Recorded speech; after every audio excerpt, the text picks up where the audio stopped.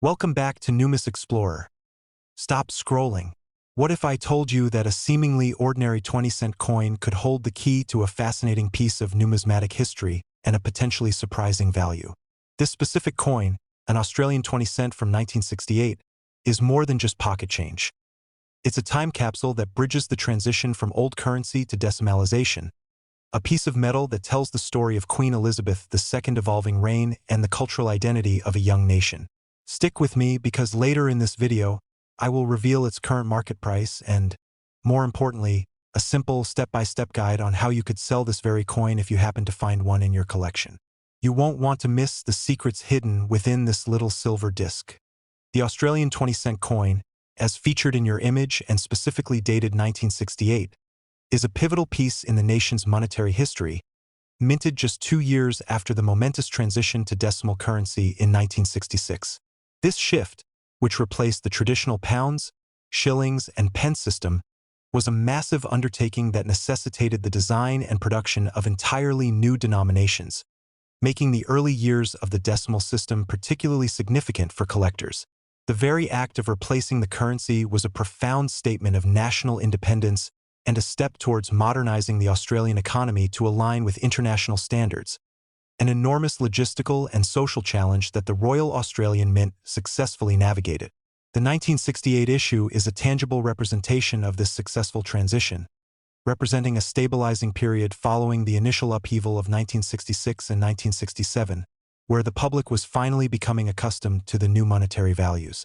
Furthermore, the selection of the Platypus as the main reverse design was a conscious decision to showcase unique Australian fauna, moving away from the more traditional European or historical imagery that often dominated pre-decimal coinage.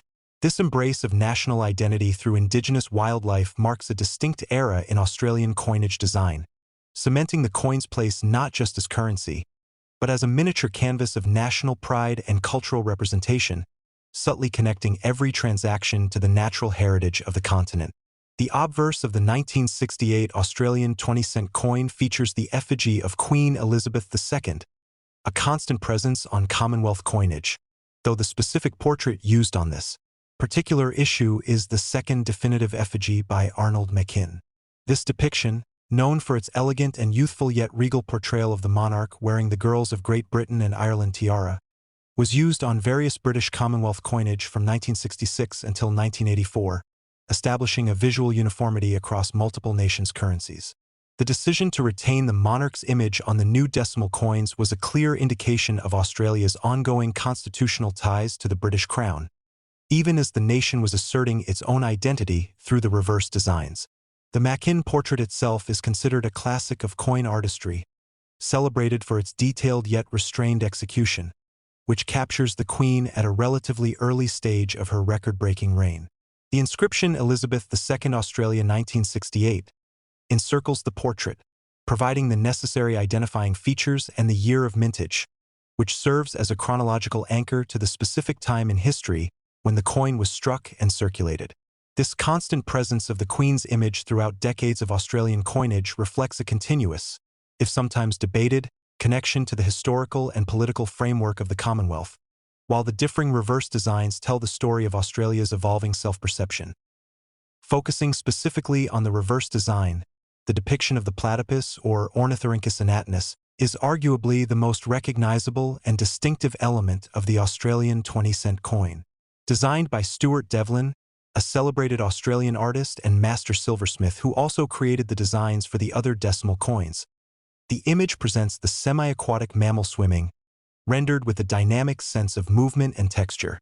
The choice of the platypus, a famously elusive and unique monotreme, highlights Australia's commitment to celebrating its distinct fauna, a theme that runs through many of the decimal coin designs. Devlin's artistic approach was to encapsulate the essence of the creature in a manner that was both aesthetically pleasing and suitable for high-speed mass production, a feat of industrial artistry. The large numeral 20 dominates the upper right field, clearly indicating the denomination, while the entire design is subtly encircled by a border that gives the coin a pleasing sense of depth and containment. The platypus design has remained essentially unchanged since its introduction in 1966, a testament to its enduring popularity and the quality of Devlin's original concept, making the 1968 coin part of an unbroken lineage of design excellence that has become synonymous with the Australian 20-cent piece and an instant identifier of Australian currency worldwide. The production of the 1968 20-cent coin took place at the Royal Australian Mint in Canberra, which had itself only recently been established in 1965 specifically to handle the massive undertaking of decimalization. Before the Canberra Mint was fully operational and able to meet the enormous demand for new coinage, some of the initial decimal coins had to be temporarily struck at other facilities, including the Royal Mint in London and the Melbourne Mint, which adds another layer of complexity to the history of the early decimal series. However, by 1968, the Royal Australian Mint was in full swing, producing millions of these coins, standardizing the striking process and ensuring a consistent quality across the entire mintage. The coin is composed of 75% copper and 25% nickel, a standard copper-nickel alloy that gives the coin its characteristic silver color and durability, making it robust enough to withstand decades of heavy circulation without excessive wear. This specific composition also gives the coin a unique sonic quality when dropped, a subtle, almost unnoticeable characteristic that is nonetheless part of the coin's tactile identity. The total mintage for the 1968 20-cent coin was substantial, reaching over 27 million pieces, which is an important factor when assessing its scarcity and subsequent market value today, a detail we will revisit later in this presentation. The numismatic significance of the 1968 20-cent piece is elevated by its chronological placement between the first year of issue, 1966, and the notoriously low mintage years that followed. While the 1966 issue is highly sought after simply for being the first, and certain later years have very low mintage figures, the 1968 coin holds a special place as a common circulating piece that can still be found today, providing a link to the early days of the decimal system for the everyday collector. Unlike many subsequent issues, the 1968 coin did not feature any special commemorative reverse designs, solidifying its role as a standard workhorse coin of the era. The lack of a commemorative theme actually enhances its historical value as a pure representative of the foundational decimal currency. For collectors, the coin is a benchmark for condition, often collected in high grades to demonstrate the quality of the minting process in those early years. The large mintage means that it is not considered rare in lower grades, but finding a specimen in an uncirculated or near-perfect condition, often termed a mint state or MS grade, can be considerably more challenging and is where a significant portion of its collectible value lies. The Australian decimal currency system has always been a source of fascination for collectors, and the 20-cent coin is often a starting point for many due to its distinctive design and high volume. Over the years, the coin has seen various changes, mainly concerning the Queen's portrait, which was updated in 1985 and again in 1999 and 2019 to reflect her age. But the 1968 coin showcases the original Mackin effigy in its early context. The coin's size and weight, it measures 28.52 millimeters in diameter and weighs 11.31 grams, were carefully chosen to ensure ease of handling and to differentiate it from other denominations, a detail of practical design that is often overlooked but essential for a functional currency. This specific weight and dimension meant it could also be easily integrated into vending machines and coin-counting equipment of the era, another factor in its design success. The smooth edge, a deliberate choice to distinguish it from the milled edges of the 5, 10, and 50-cent coins, is yet another subtle feature that defines its identity within the currency set. The coin's historical importance is also linked to the wider economic context of Australia in 1968, a period of significant growth and change, where the stable currency underpinned a rapidly expanding national economy. The Coin Selling Guide. A mid-video essential now. For those of you who might have this 1968 20-cent coin in your possession and are curious about selling it, listen closely.